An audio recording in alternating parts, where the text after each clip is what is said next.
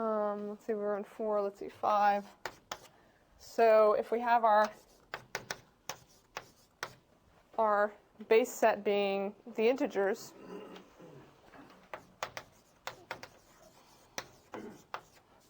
then there's a relation, and Shai's going to get into these a little bit more when he starts talking about a little bit of number theory. So there's a relationship equivalence modulo 3. This means, so two numbers are equivalent modulo 3 if they have the same remainder when you divide them by 3. So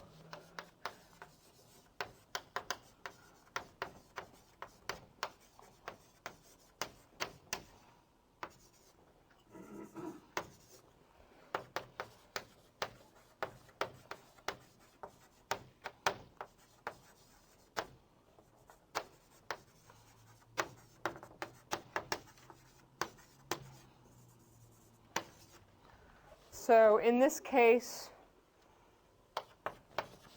1 and 2 would not be equivalent modulo 3.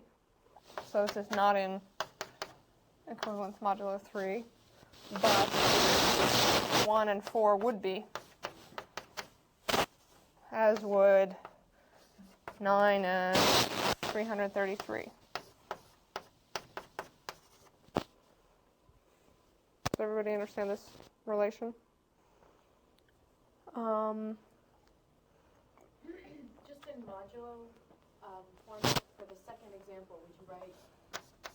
Yeah, so we could write this as 1 is equivalent to 2 mod 3. So that's another way to write this. Or I guess you could even say, But that's not. oh, right. So in this case, we could write 9 is equivalent to 333 mod 3. So those are just different notations. This is the more usual notation. This is not.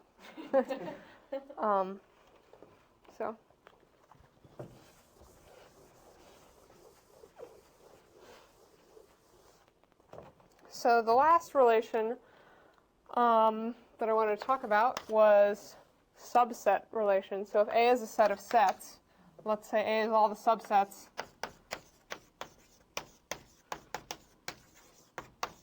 of 1, 2, 3, then the subset relation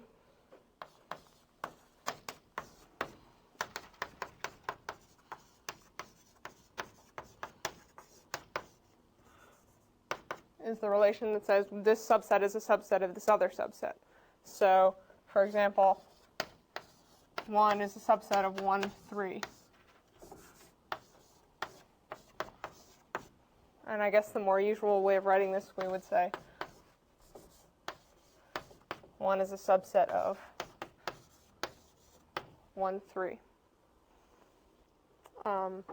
And 2 is not a subset of 1, 3.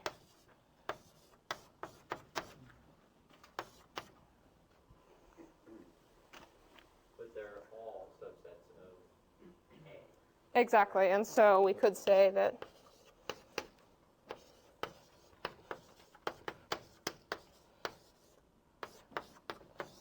this is really bad notation, actually. I shouldn't have even done this, but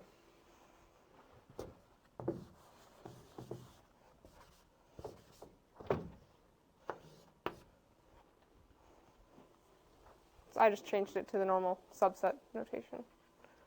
So, okay, so does everybody understand what a relation is? Teresa? When you use the A cross A, like what is that cross supposed to mean? So what the cross means is ordered pairs of elements of the set. And they're ordered exactly because we might have a case where A comma B is in the set, but B comma A is not. So Is it in relation to any cross we've previously seen, or is this a new cross? no, this is the same cross we've seen before. Yep. So this cross is just ordered pairs A comma B, where A and B are in A. Does that allow AA to be a possibility? Yep. Yep. This allows AA.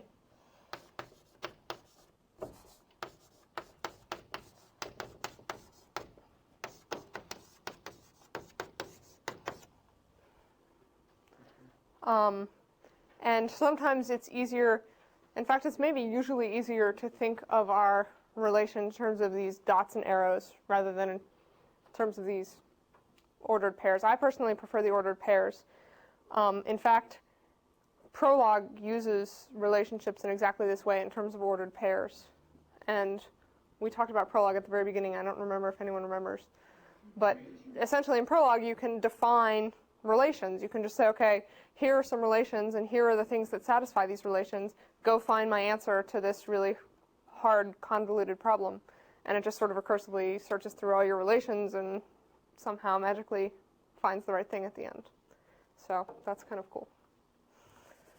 So In number 6 up there, if A were just the set 1, 2, 3, rather than all subsets of 1, 2, and 3, then 1 would still be in R, right? 1 would still be a subset of 1, 2, and 3.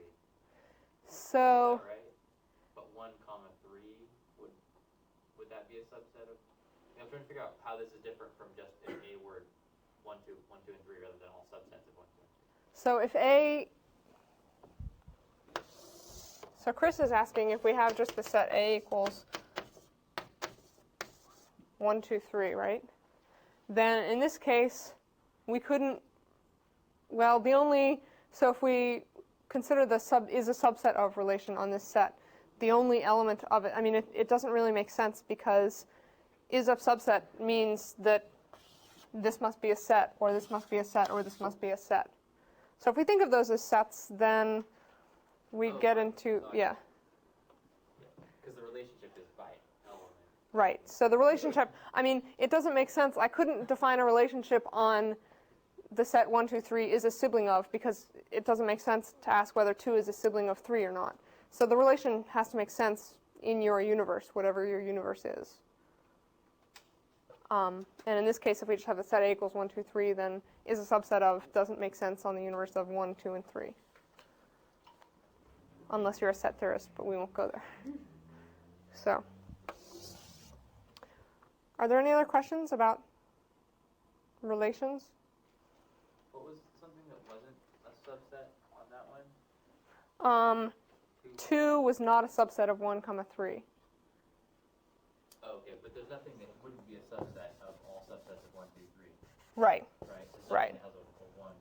Right. So this is not in the relation, but each of these is a subset of 1, 2, 3. Is there some meaning to that little 6 by your R there, R6? No, it's just the sixth. Okay. Yeah. Without the empty set, is that subset? Yep, the empty set we could put, the empty set is a subset of everything. So the empty set, comma, 1, 3, that's certainly in our relation.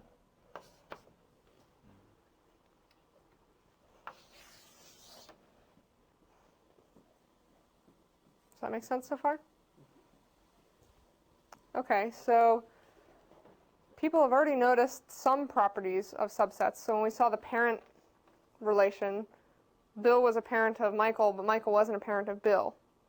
When we saw the sibling relationship, Andy was a sibling of Chris, and also Chris was a sibling of Andy.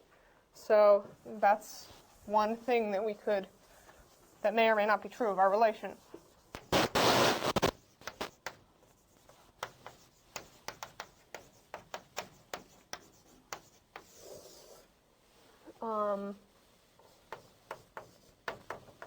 R is symmetric if A comma B is in the relation, then so is B comma A. So if A is related to B, then B is also related to A. We'll say it's antisymmetric if that's not true. So I guess I should be more careful if for every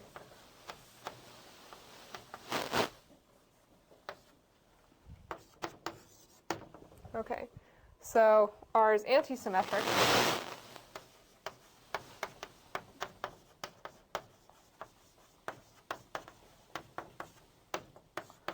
if when A comma B is in R, B comma A is not in R. And this is when A is not equal to B. Or some AB? For every AB. So this is if for every. And of course, it wouldn't make sense if A was equal to B, because then we would be saying if A comma A is in R, then A comma A is not in R. And so we just restrict ourselves to the case when A is different from B. Okay, so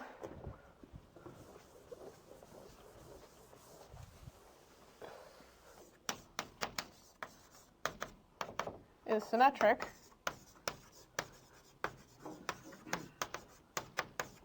And the parent relation is anti-symmetric unless you're from West Virginia, and then we just don't want to know. Maybe you can delete that part. Okay.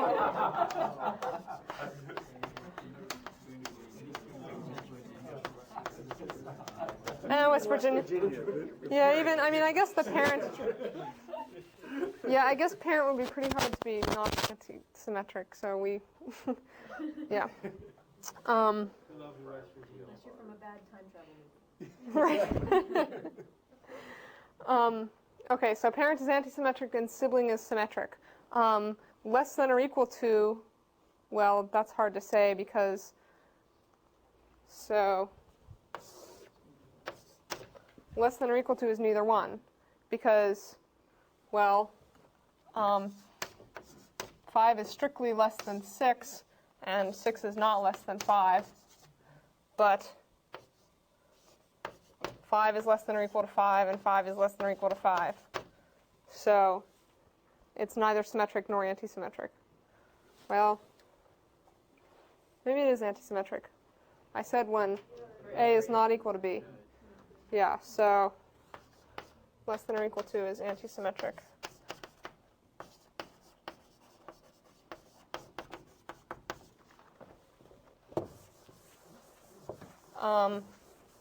What about equivalence modulo 3?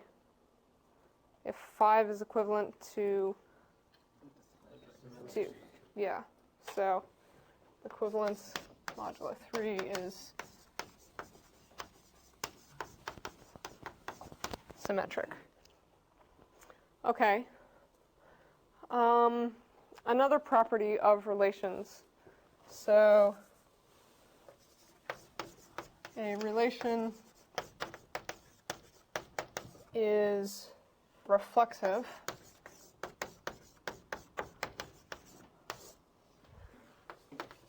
if A comma A is in R for every A.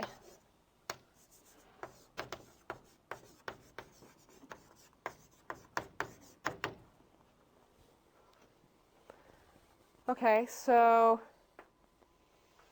let's see. I guess equivalence modulo 3 is reflexive because a number has the same remainder as itself, modulo 3. So, yeah, and so is less than or equal to.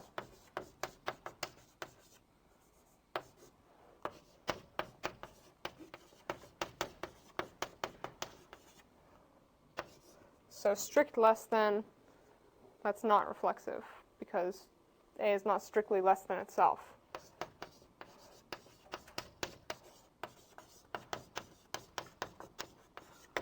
And let's see.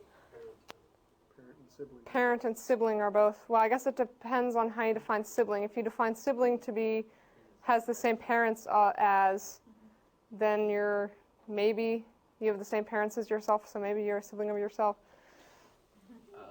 I guess that's a matter of personal taste. Should we call sibling reflexive or not?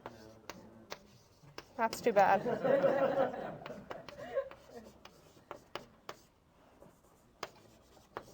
We'll see why in a minute, why we might want sibling to be reflexive. So this is by vote. What? You could never say that you don't have any brothers or sisters if it was That's true. reflexive. So let's see. Sibling is not reflexive, neither is parent. Again, unless you're in some bad time travel movie. So it is not.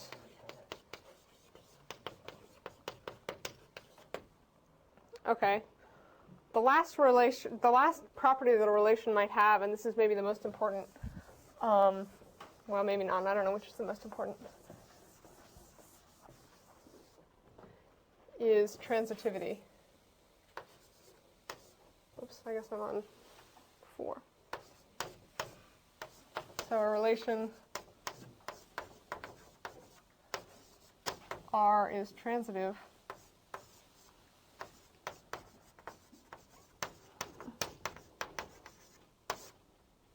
if, and this is a little more complicated, so if A comma B and B comma C are in the relationship, then so is B comma C. A comma C. Good. Okay, so now there's a question. I guess you have to now be careful if we had C equal to A and our relationship was symmetric and transitive, then it would also have to be reflexive. So if a relation, well, before we do this, let's think about some other things. So let's see, less than is certainly transitive, because if A is less than B and B is less than C, then A is less than C. That's sort of how we define less than or equal to.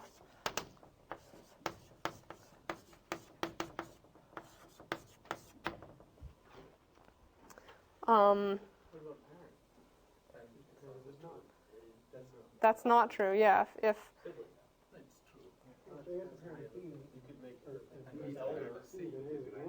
right, so yeah, so if A is a parent of B and B is a parent of C, that means A is the grandparent of C, not the parent of C. So parent is not transitive. Is it true for siblings? So you would think at first thought. So yeah, this now depends on how we define siblings. So if Andy's a brother of Chris and Chris is a brother of Andy, that would imply that Andy's a brother of Andy. And so there's this question of half brothers or half sisters. Yeah, I guess we mean strict siblings. So sibling question mark. Because in this case we could have Andy Chris and Chris Andy.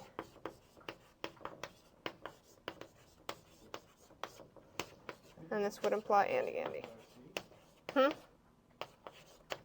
Yeah, I mean if in this case if we require that A is not equal to C, then it would be transitive.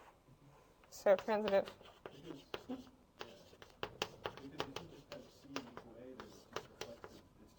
Right, exactly. So maybe we should say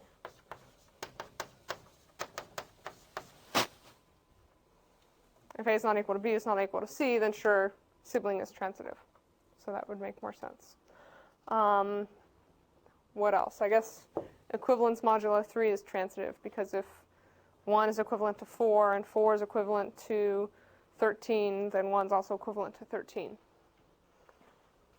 So these are basically relations. Are there any questions about relations so far? I've only talked about relations with one set to itself. You can also talk about, and I don't know if I wrote anything in the notes about this or not.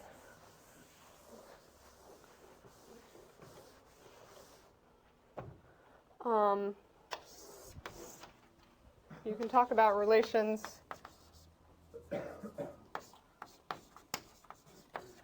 between two sets, and then well, okay, so if we had a set A and a set B, then a relation would be a subset of A cross B. And in this case, it's almost certainly easier to think of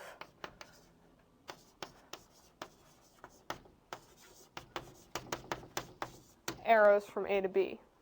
In this case, it's much easier to think of, here's A, here's B, and here's a bunch of arrows. So this is just another way to represent our relation, and they're in fact the same thing because your ordered pairs are just the one thing here and the thing that it points to over here. So we can also compose relations. So if I have a relation from A to B and then a relation to C,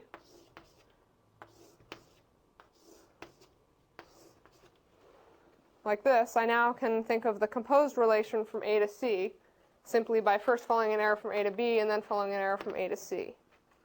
So I'm actually really only going to want to think of these in terms of one relation to itself. So if R is a relation on A, then R squared is also a relation on A.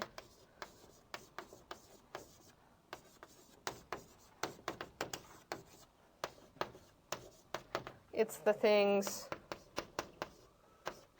A comma C, where A comma B and B comma C are in R. So what's the square of the parent relationship? We'd have to have A as a parent of B and B as a parent of C. So that'd be the grandparent relationship.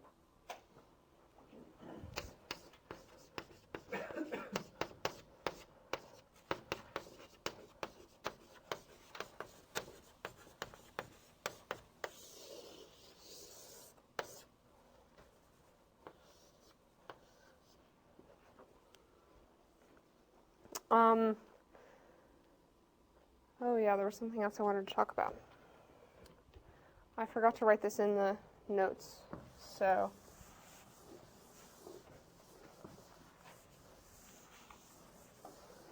there's some relationships like parent that are not transitive, but transitive relations are somehow really nice, and non-transitive ones are kind of a pain.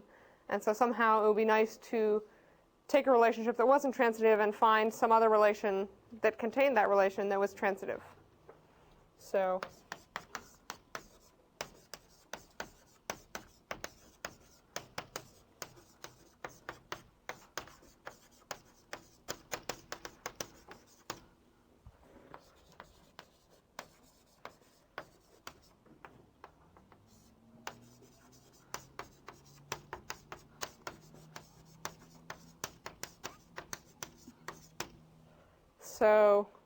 we can talk about the transitive closure of a relationship.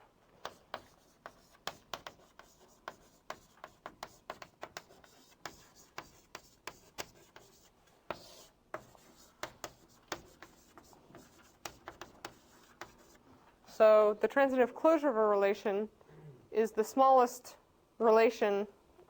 I haven't talked about how one relation contains another. So one relation is compatible with another if in the first relation, well, in the bigger relation, if everything that was compatible in the first relation is still related or compatible in the second relation. So before I finish this definition, well, maybe I'll finish this and then clarify. So the transitive closure of a relation is a bigger relation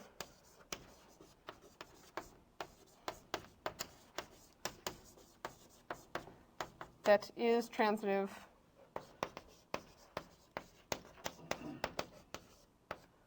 so let's call this one R, and the bigger relation TC of R that is transitive and contains all the relationships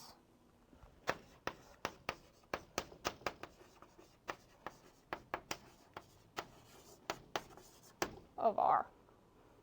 So for is a parent of, it was something like is an ancestor of? Yeah, something like that. Or is an ancestor and or descendant of. Maybe just as an ancestor of. Yeah. Contains all the relationships? So it contains all the relationships that were in your original set R. So, what do I mean by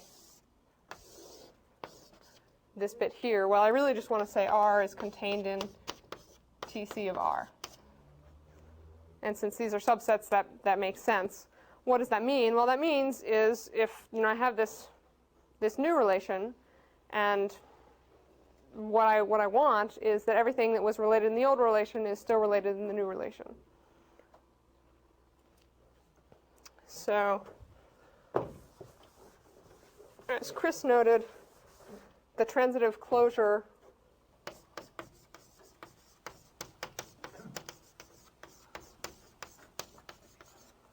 of is a parent of is an ancestor of.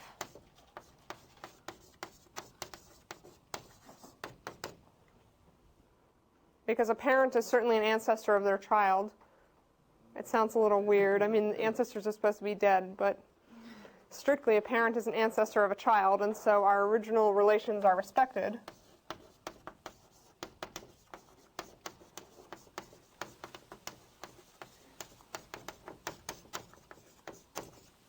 And furthermore, if Martha Washington is an ancestor of me, and God, who knows, the Queen of Spain is an ancestor of Martha Washington, then the Queen of Spain is also an ancestor of me. So it's transitive.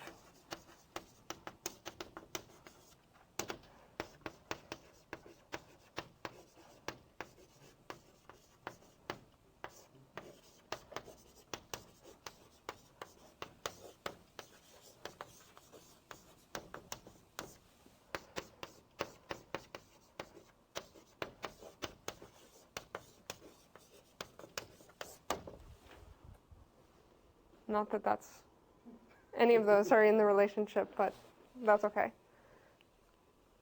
So does transitive closure make sense? Good. How can you determine what the How can you what's the determine it? smallest? Yeah, so it's supposed to be the smallest bigger relation. What does that mean? Well, there's a couple ways to find it.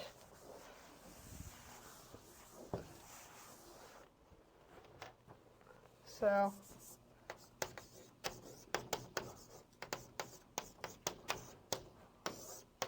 the first way to find it, well, we could just take our relation.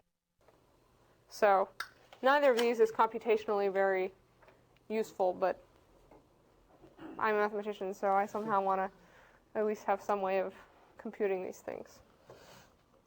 Okay, so the next thing I want to talk about is equivalence relations. And, well, it's unclear to me whether equivalence relations and partial orders are both really useful. And I don't know which is more useful. So, equivalence relations.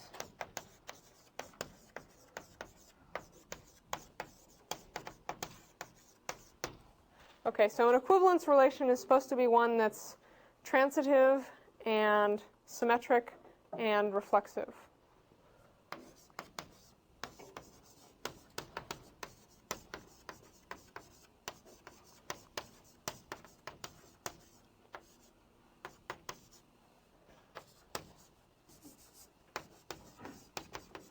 It's reflexive, symmetric, and transitive.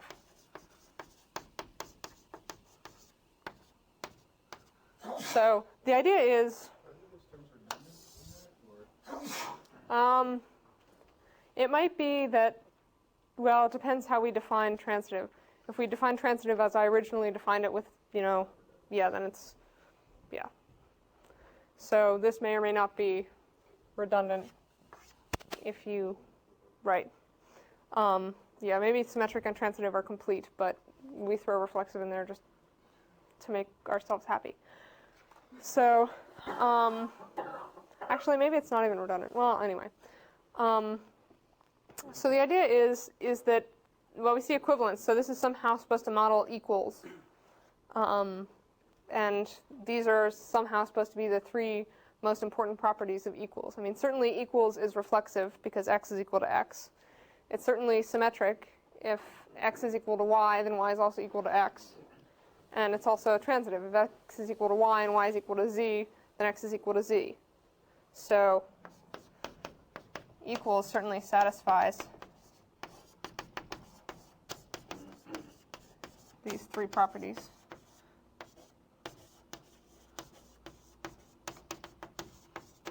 So that's good, since we've given it the name equivalence. It's in the family of relationship one. Yeah, is in the family of, or is in the ancestral line of, or is in the lineage of. Is that what you mean? Something like that, or? I don't know. Yeah. That could also. There's some question of whether we can say this for any of our actual relationships. I guess if we define a person to be a sibling of his or herself, him or herself, then sibling would be. But so if we just say is in the family of, and we're not very specific, then we'll be fine.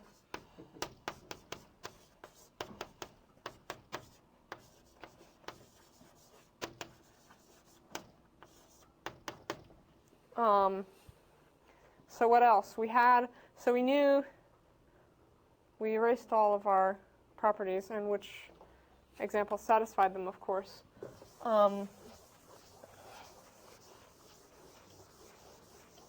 Another property that was satisfied was, or another relation that satisfied these was equivalence modulo 3. So equivalence modulo 3 was certainly reflexive because if 1 was equivalent to 4, then 4 was also, 1 is equivalent to itself mod 3. Any number has the same remainder as itself modulo 3. It's symmetric because if one number has the same remainder modulo 3 as another number, then that other number has the same remainder as the first number modulo 3, and it's transitive. So equivalence modulo 3 is one of these, and let's explore this guy a little more. So equivalence modulo 3, we're working over the integers, and so 0 was equivalent to 3, to 6, to 9, to 18, etc., and to minus 3, minus 6, etc. So this is the set of all things equivalent to 0. If we look at the set of all things equivalent to 1, well, we have 4, 7, 10, 19, minus 2, minus 5, dot, dot, dot. If I look at all the things equivalent to 2,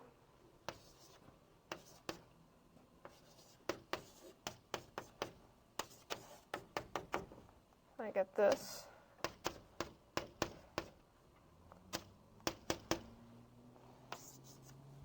Now if I look at all the things equivalent to 3, I'm going to land back up here again, because I'm going to get 3, 6, 9, etc.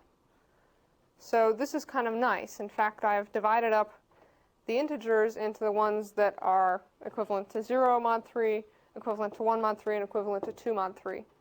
Well, why do you skip some numbers up there? Pardon? Why do you skip some numbers? There's 9, 12, 15. Oops, I forgot. Oops. For no reason, just because I was not counting very well. See, this was supposed to be 12 was the next one. Yeah. Okay. So this is kind of nice. I mean, we have the equivalence class, if you will, of 0. And that, I mean, we sort of divided up the integers into 3 different sets. There's sort of 3 possibilities. Either it's divisible by 3, or it has a remainder of 1, or it has a remainder of 2. And that's all of them, and those are disjoint. If 5 appears in here, it doesn't appear up here. So it turns out we can do something like this in general when we have an equivalence relation.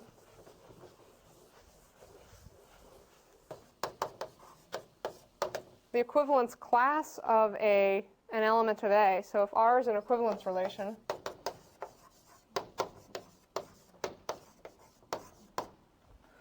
then the equivalence class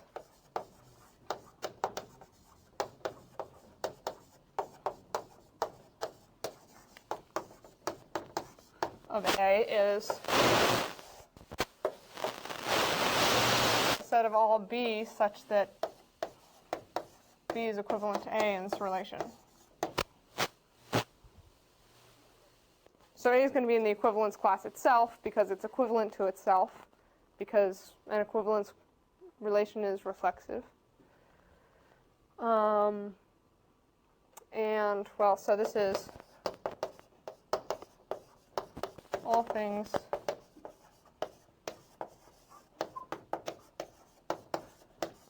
equivalent to A. Does that make sense?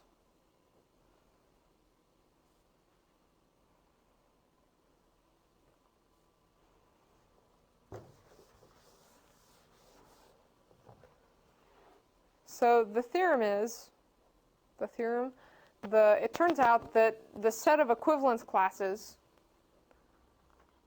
are a set of non-empty sets whose union is the entire set, and they're disjoint.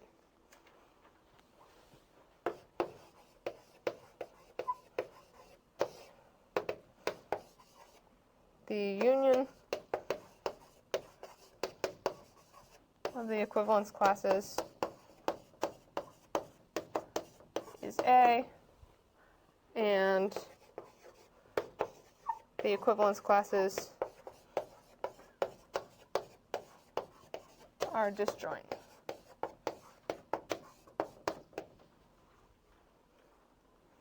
So certainly the union is in A because every element in A is supposed to have an equivalence class. So if we take the union over all of them, then we get all of A. They're disjoint, well, because if you have A in one equivalence class and B in another equivalence class that's different, well, they couldn't possibly be they couldn't possibly overlap because of this transitivity property. So let's prove this.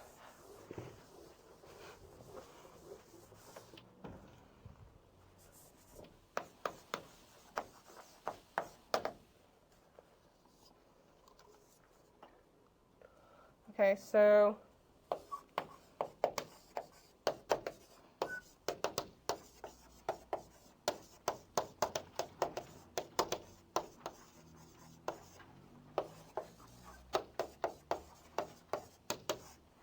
the union's sort of easy. It's sort of by definition.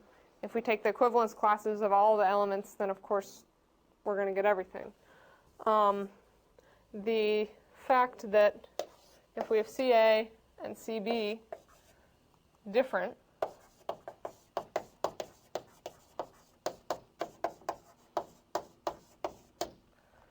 then if CA intersected CB was not empty, so I want them to be disjoint. That means they have no elements in common. Suppose they do have an element in common. Suppose C is in both of them, little c.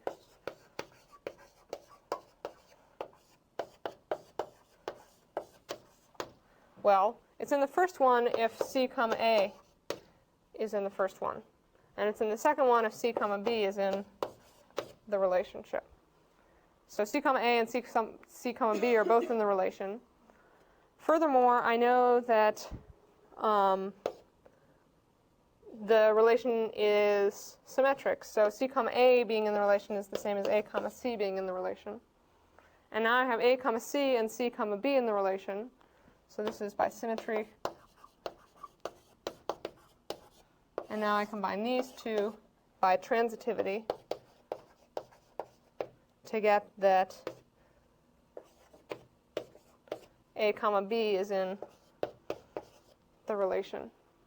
But that means that B must be in C sub A and A must be in C sub B, and therefore they're equivalent, and so their equivalence classes are actually the same. So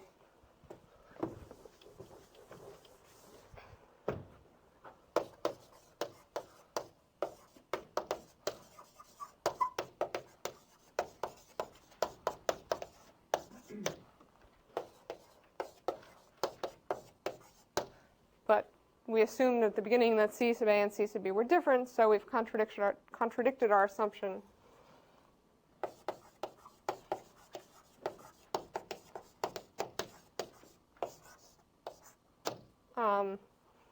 I write a contradiction that way. I'm not exactly...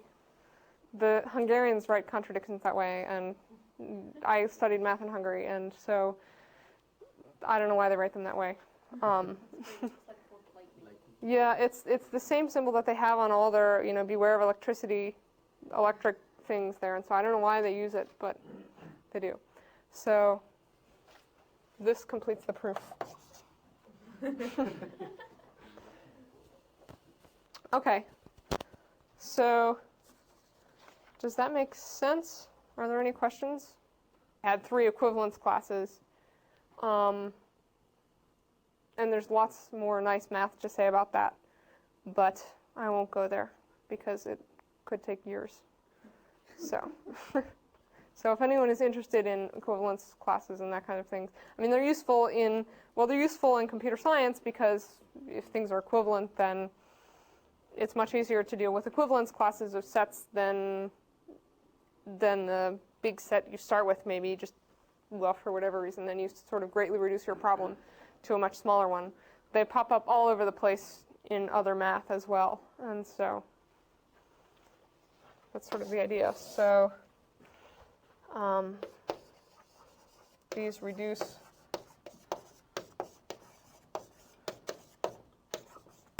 problems to only studying equivalence classes.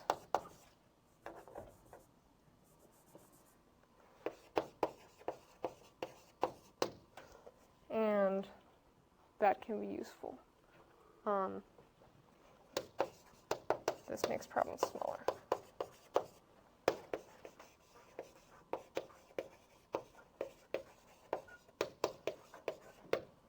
So would like all the NP-complete problems be an equivalence class?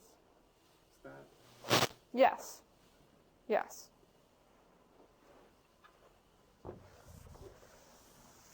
That one is reducible to the other in polynomial time.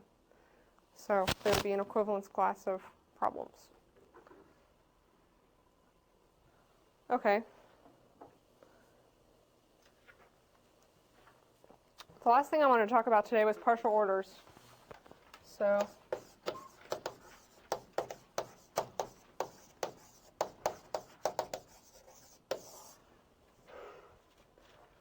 and I'm probably leaving something out, and I'll remember it, and I'll tell you tomorrow, because I always do. Okay, so now we're moving on to partial orders. And what's a partial order? So a partial order is another kind of relation, rather. So a partial order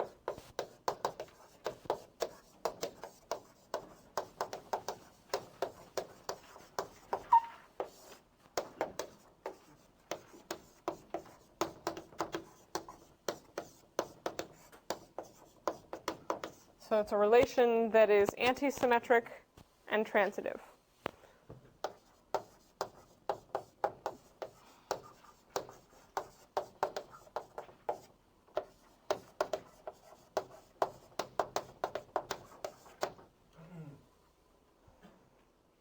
So one of the examples we had earlier was is less than or equal to, or strictly less than, I guess, if we want to be careful. So less than is a partial order. I mean, in fact, less than is a total order. Every two. So a partial order, I don't want to go here. It's actually a total order, and if you want to know about that, come ask me later.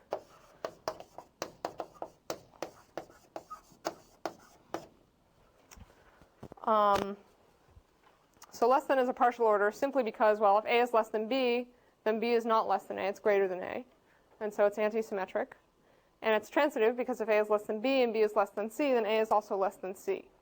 So it satisfies both these properties, so it's a partial order.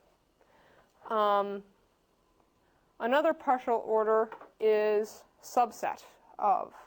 So if we let A be subsets of 1, 2, 3,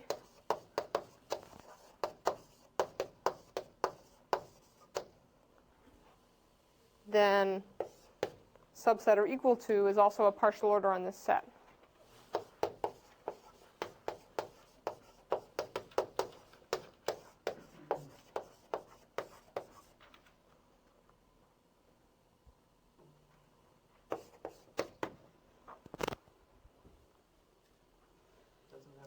Doesn't have to be a proper subset. Yeah, there's this whole question about it, whether or not it should be proper subset or not, and I'm going to say mathematicians are really bad. I mean, they always use this notation when they really mean this, and let's just use that. I guess antisymmetric doesn't say anything about whether or not something's reflexive, because antisymmetric, remember, meant that if A comma B was in the set, then B comma A was not. And this was for A not equal to B. So if we leave the equal sign there, then it's okay. Because certainly a set is a subset of itself, but then the antisymmetry law doesn't come into effect because A is equal to A. Little a. Okay. So those are the examples we've seen so far that are partial orders. There's another example that I'll talk about in a minute. But first I want to talk about Hasse diagrams. So Hasse diagrams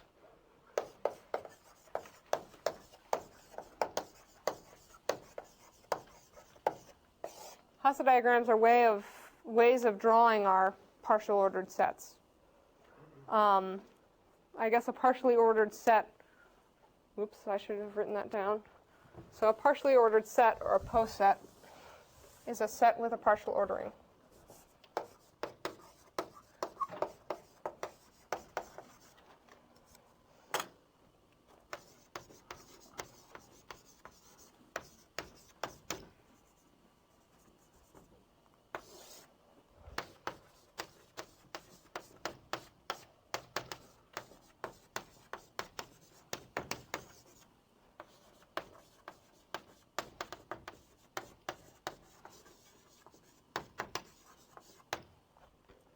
Okay, so the way that I draw a partially ordered set is I represent each element by a vertex or a dot, and I represent the relations by lines between them. But my lines sort of always go in one direction because it's antisymmetric, and so if I have a line one direction, then I don't have a line in the other direction. But what I'm actually going to do is not include all the transitive relations. So I can write down all my subsets of 1, 2, 3.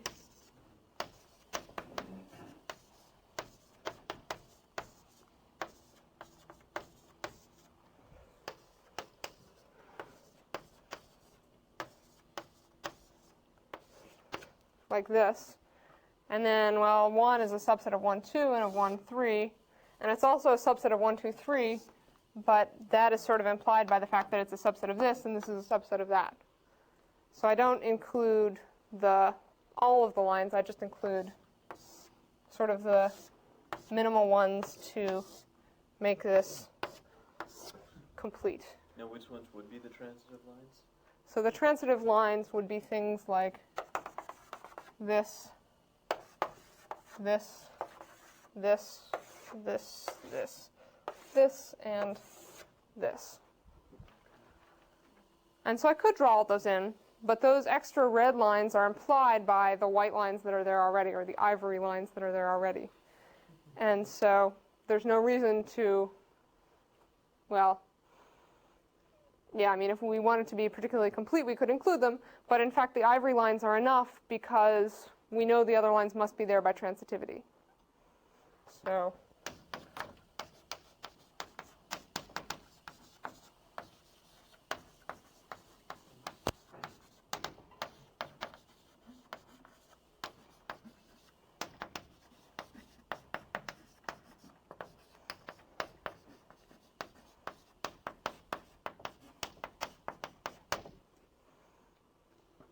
So the nice thing about this particular example is if you look at it at the right angle, it looks like the hypercube.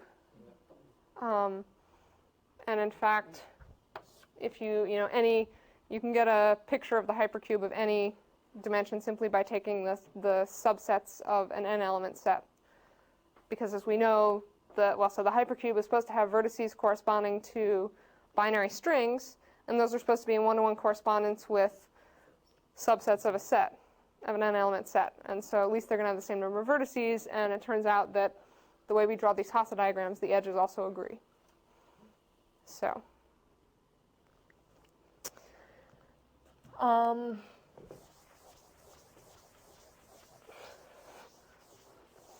let's see.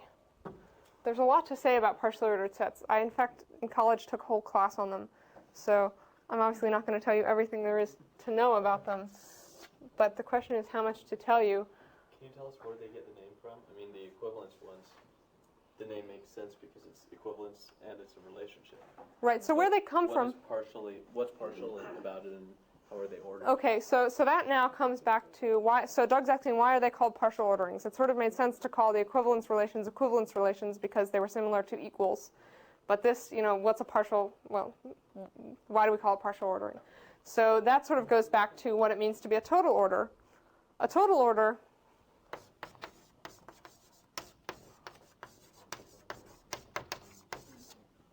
ordering on a set is anti-symmetric and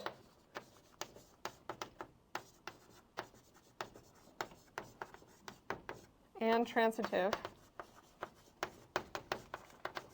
And for every pair of elements A and B, either AB is in your set or BA is in your set. So,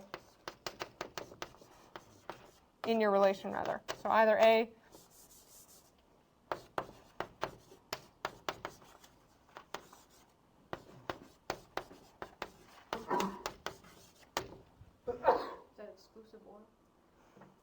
Yes. I guess it is because we already assumed antisymmetric. And so an example of a total ordering is less than, because each pair of numbers are comparable. We can say this one is less than this one, 5 is less than 6, or 3 is less than 5. So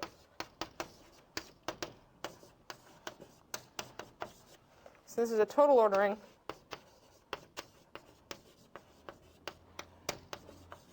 Because every pair of numbers is comparable.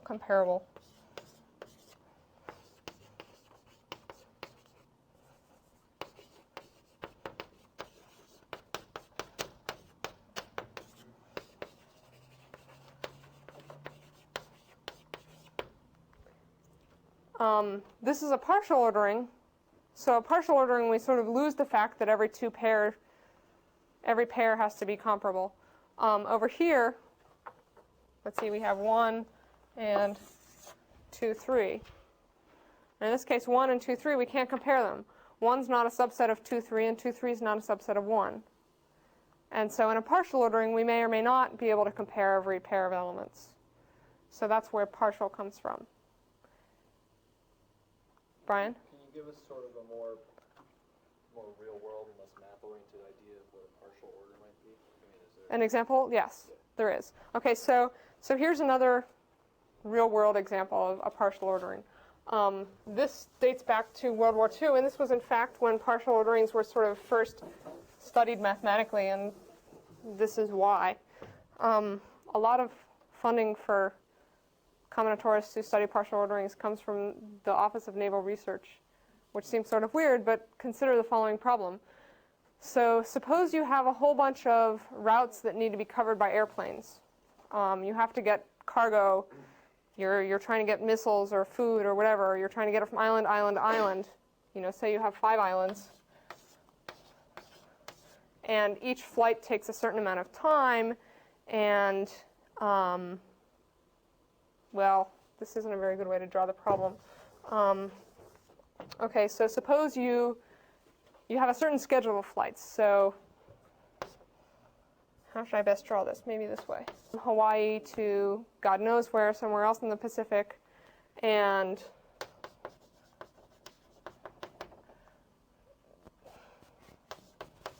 but at 4 we have to send another flight to somewhere else, and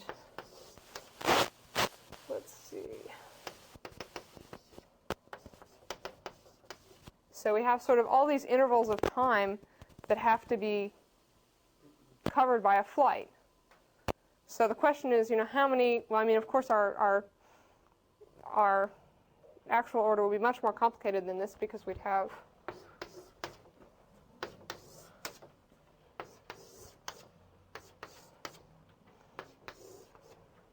so we'd have something like this, and we can order these intervals. So this is called an interval order. We can order two intervals if one's strictly less than the other.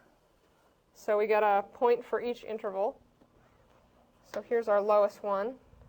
And then this was, well, there were two more that overlapped it, and so they aren't lower than it. Or they aren't higher than it. Let's call these 1, 2, 3. What are we solving for? So the question is, how many planes do we need to cover all these routes?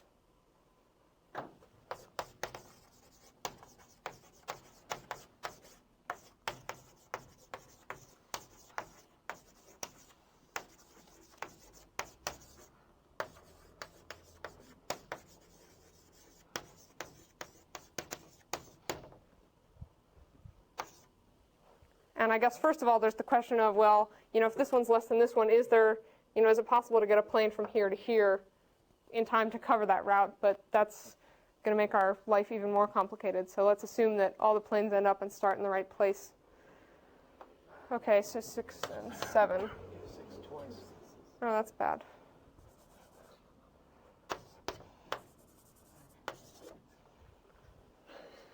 Okay, so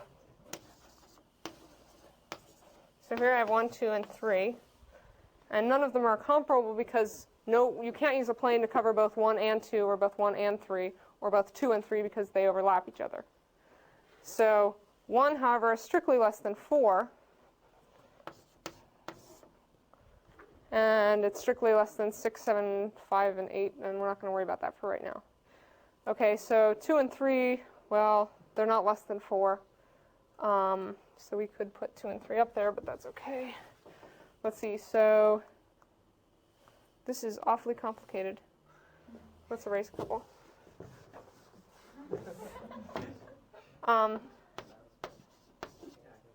Yeah, right, I mean, so destroying some flights. So 1, 2, 3, 4, 5. Let's see, 1 is less than 4, 1's also less than 5. And 4 and 5 are not comparable.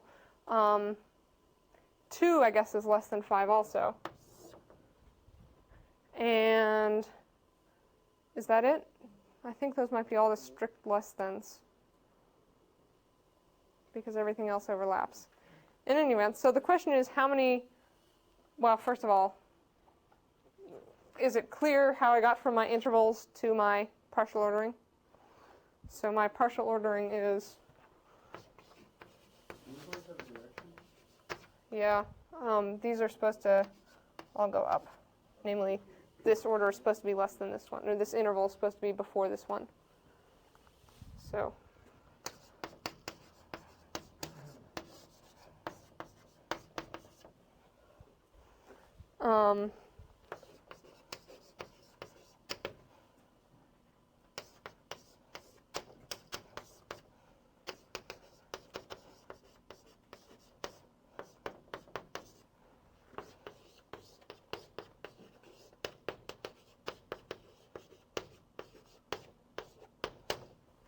okay, so the interval I is less than the interval j if the interval I is completely to the left of the interval j. And so we can get all kinds of partial orders, all kinds of Hasse diagrams for these.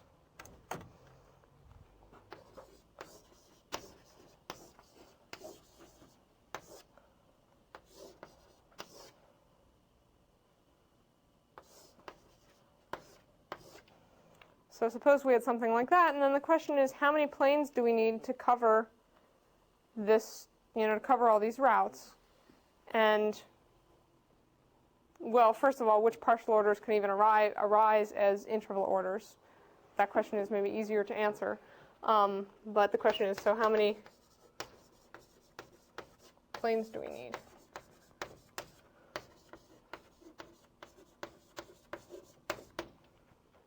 And so that's basically just a question about partial orders. The idea is we could use, because this interval is completely to the left of this one, we could use one plane for these 3 flights.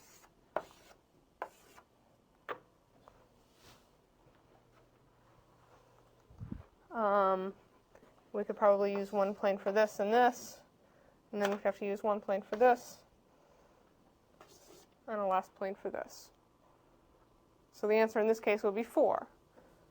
Question is, if you have some really huge partial ordering, I mean, it's obviously much more complicated than this to move your troops and your food and your missiles and everything else around in the case of a war. I really hate to use this example because I really don't like to say that I work for the government or the NSA or anything like that. But in any event, some mathematicians do, maybe I should say. In any event,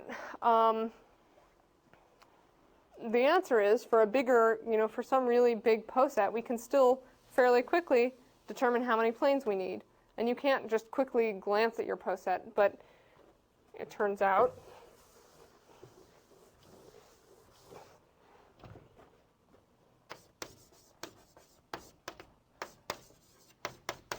the number of planes we need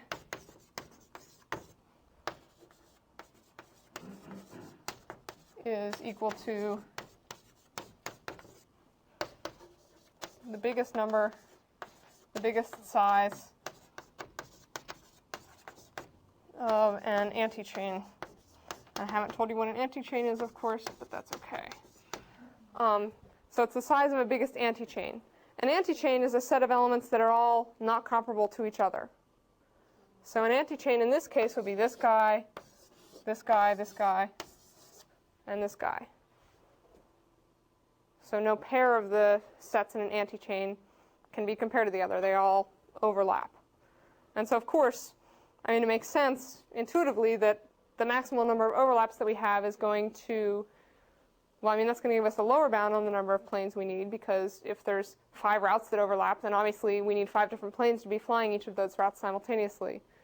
You have some work to do to prove that that's enough planes, but you can do it. So that's kind of cool. Where are we on time? Maybe not enough time to start something new. Are there any questions about what we've done so far today? Which one, why isn't there a box at this top green one? Oh, I could have put a box there, but I can't put a box on both of them because then these two would be comparable. Oh, I see. So an antichain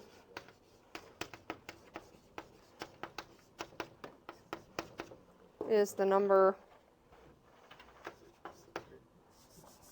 is a set of incomparable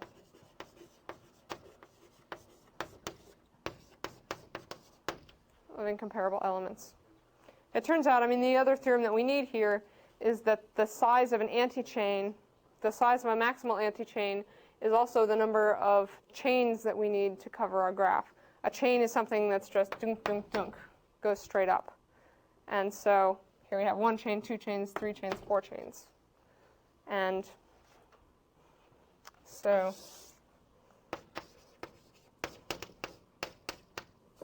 the size, number of elements in maximal antichain is the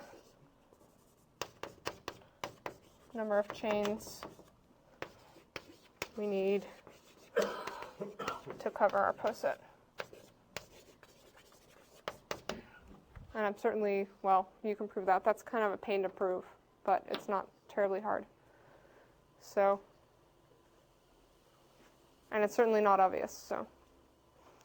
Are there any other questions? Covering a POSIT, you're covering the vertices. You want to cover all the vertices, yeah. But there's a diagonal edge you can't cover. Right. The chain can't. Right. We want to cover the vertices because those are the intervals that we need to, I mean, those are the planes that need to be, or the routes that need to be serviced.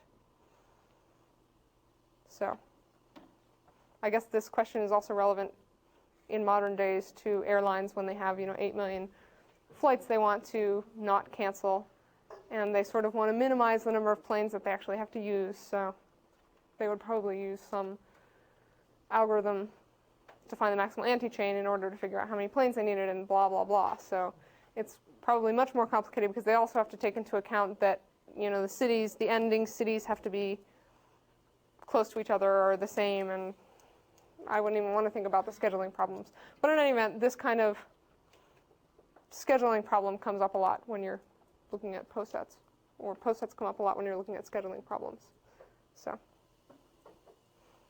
okay, if there's no more questions, that's it.